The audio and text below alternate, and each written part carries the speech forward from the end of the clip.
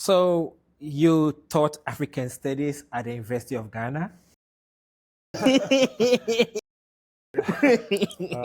What was your experience being a white person teaching African studies at an African university? I was very aware of who I was and my sort of positionality and all this. But let me take a step back. I recall being, thankfully, I had already been a professor by the time I started teaching at the University of Ghana.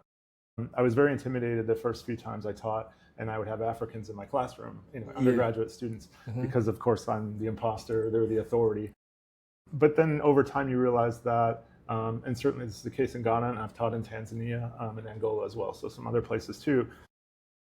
Ghanaians, Tanzanians, Angolans, whatever, are extremely knowledgeable about their own history, their own country's history, and to a certain extent regional history.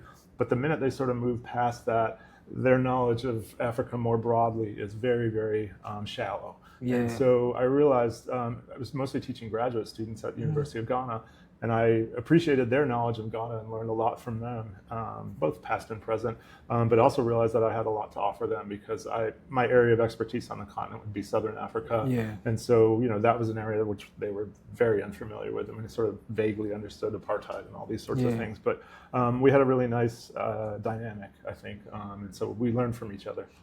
So I'm curious, so you said it was the case in Tanzania and Angola? Yep. I assume that would have been the case in Ghana because I know Ghanaians see ourselves like the way the people of Texas see themselves in the US.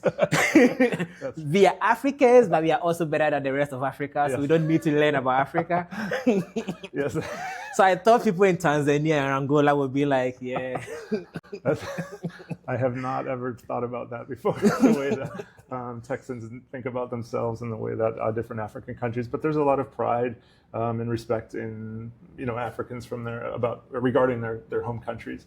And so, there's a little bit of an attitude. Of course, there's a rivalry between Nigeria and Ghana. Yeah. Sort of it's not a rivalry. I mean, one person is better than the other. It's already been settled. It's like when Arsenal is playing against... It better be somebody bad. Maybe Wigan Athletic. Okay. Then we know who's better. We know who's better, right? It's not a rivalry, it's just... Yes. But the debate about jollof, who makes better jollof rice, and we know that the Ghanaians have better jollof rice. Of course, you're not saying that because you're sitting here with me, are you? No, that's true. Yeah. Have you ever visited Nigeria? I have not. I think you should. It's a beautiful place. I actually like making fun of Nigeria, but I actually like the place. I've been there before. Okay. When I was in Lagos, I was there for one weekend. I went on a Wednesday and I came back on a Sunday. Okay. The whole time I probably slept like maybe 4 hours. Oh, wow. So you saw a lot. Yeah. I've been to about half of African countries. Wow. So I've traveled a fair amount. But which is your favorite African country you've been to? Ghana. Yeah. Okay, let's pretend you've not been to Ghana. Okay. Which outside of Ghana? Probably Mozambique. I really enjoy Mozambique. I like the vibe. I like the cuisine. I like the setting. I've enjoyed my interactions with Mozambicans. That would probably be. Was that why you wrote a book about a Mozambican legend? Yeah. I started out, my first couple of books were on diamond mining in Africa. My sort of dissertation was about diamond mining in Angola. I lived there for a couple of years with my wife. And then I started moving away from that. And my third book, I guess, would have been on football players from Portugal's empire. And most of the great ones were from Mozambique. So it means that African sportsmen were very prominent in the independence struggle.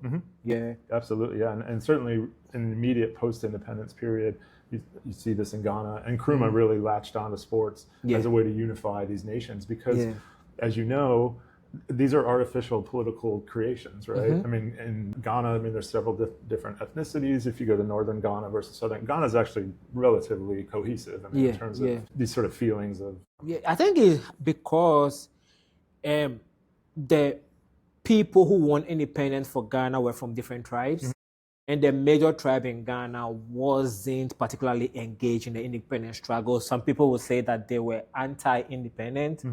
So because they were not pro-independent, at independence, they didn't have enough political power to have control over the country. Right. So I think because they were not a big tribe controlling the country at independence, created room for anybody from anywhere to be able to be part of Ghana. And I think that is an advantage we had over other countries, because a lot of African countries still struggle with tribalism till date.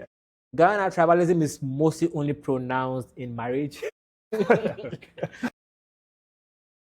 Even with that, I think religion tends to play a role more than tribe in Ghana. I agree. Like Ghana's a pretty unified country. I mean, but a lot of the first leaders, Nkrumah and all the others around the continent, use sports as a way to unify these populations because, I mean, a lot of their identity had been imposed upon them. So, for example, Angola, right? It didn't mean anything to most people, but Portuguese are sitting there saying, no, you're Angolan.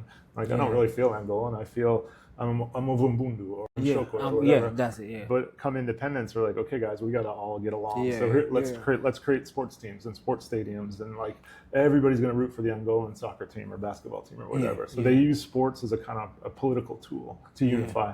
Yeah.